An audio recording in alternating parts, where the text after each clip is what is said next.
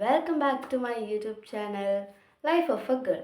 അപ്പോൾ നമ്മളെ ചാനൽ ചെറുതായിട്ടൊന്ന് പേര് മാറ്റിയിട്ടുണ്ട്. അപ്പം ഇന്നത്തെ വീഡിയോ എന്ന് പറയുന്നത് ഇപ്പം എല്ലാവരും ആനുവൽ എക്സാമിൻ്റെ തിരക്കിലാണ്. അപ്പോൾ അതുകൊണ്ടാണ് നിങ്ങൾക്കൊക്കെ യൂസ്ഫുള്ളായൊരു ഒരു ടോപ്പിക്കായിട്ടാണ് ഞാൻ വന്നിട്ടുള്ളത്. എങ്ങനെ നമുക്ക് ഒരു ദിവസം കൊണ്ട് സോഷ്യൽ സ്റ്റഡീസ് എന്ന് പറയുന്ന ചാപ്റ്റർ ഫുൾ കംപ്ലീറ്റ് ആക്കുക, സിലബസ് ഫുൾ ഒരു ദിവസം കൊണ്ട് നമുക്ക് എങ്ങനെ കംപ്ലീറ്റ് ആക്കുക എന്നുള്ളതാണ്. ഇപ്പോൾ എത്ര ഉണ്ടെങ്കിലും നമുക്ക് പെട്ടെന്ന് തന്നെ കംപ്ലീറ്റ് ആക്കാൻ പറ്റുന്ന രീതിയിലുള്ള ടിപ്സുകളാണ് ഞാൻ ഇന്ന് പറഞ്ഞു തരാൻ വേണ്ടി പോകുന്നത്. അതുകൂടാതെ തന്നെ എനിക്ക് സോഷ്യൽ സയൻസിന് ഈ 8ാം ക്ലാസ്സിൽ ഞാനൊരു മാസം തന്നെ ലീവായിരുന്നു, സ്കൂളിൽ പോയിട്ടുണ്ടായിരുന്നില്ല. എന്നിട്ടും ഞാൻ ഫുൾ മാർക്ക് വാങ്ങിയതാണ്. അപ്പോൾ അതുകൊണ്ട് തന്നെ എനിക്ക് എൻ്റെ എക്സ്പീരിയൻസിൽ ഞാൻ എങ്ങനെയാണ് ഇത്ര പെട്ടെന്ന് പഠിച്ചെടുക്കുക. നമുക്ക് ഒരു തലേദിവസം മാത്രമേ ഉണ്ടായിരുന്നുള്ളൂ, പക്ഷെ അതൊരു 4-5 ചാപ്റ്റേഴ്സ് ഉണ്ടായിരിക്കുള്ളൂ.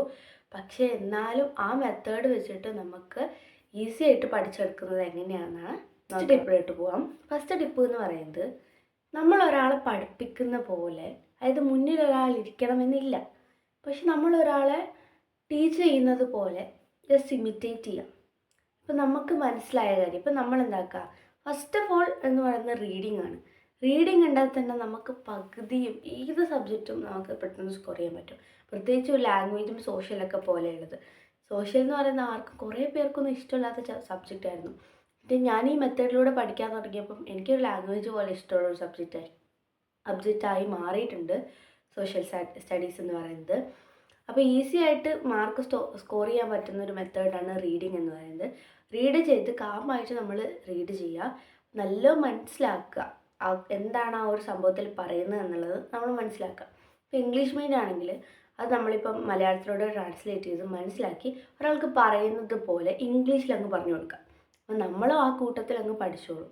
മലയാളം മീഡിയം ആണെങ്കിൽ ആ മലയാളത്തിൽ തന്നെ എങ്ങനെയാണോ അത് നമുക്ക് അങ്ങ് പറഞ്ഞു കൊടുക്കുക.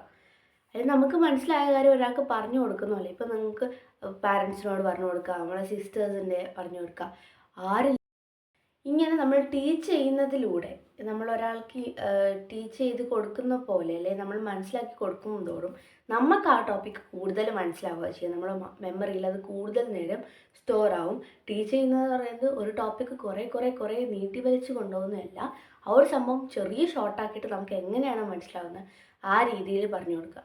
പിന്നെ ഉള്ളത് ഈ ബേസിക് സയൻസ് പോലെ സയൻറ്റിഫിക് ആയിട്ടുള്ള കാര്യങ്ങളല്ല സോഷ്യലുള്ളത്. സോഷ്യലിൽ കുറേ ഉണ്ട്, അത് നമ്മുടെ ജിയോഗ്രഫി, എക്കണോമിക്സ് പോലെയുള്ളതാണ്, പിന്നെ പൊളിറ്റിക്സ് ഒക്കെ. പക്ഷേ അതും നമുക്ക് ഈസി ആയിട്ട് ഷോർട്ടാക്കിയിട്ട് അതുപോലെ ഒരു കഥ പോലെ എഴുതാൻ പറ്റുന്നതായിരിക്കും ഈ സോഷ്യൽ എന്ന് പറയുന്നത്.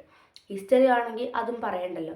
ഹിസ്റ്ററി ഒക്കെ നമുക്ക് എളുപ്പത്തിൽ തന്നെ ഈ ഒരു കഥ പോലെ ഉണ്ടാക്കി കഴിഞ്ഞ് കഴിഞ്ഞാൽ നമ്മൾ ഒരു സ്റ്റോറി ആയിട്ട് ഉണ്ടാക്കാം ആ ഒരു കഥ അല്ലെങ്കിൽ ആ ഒരു ചാപ്റ്റർ.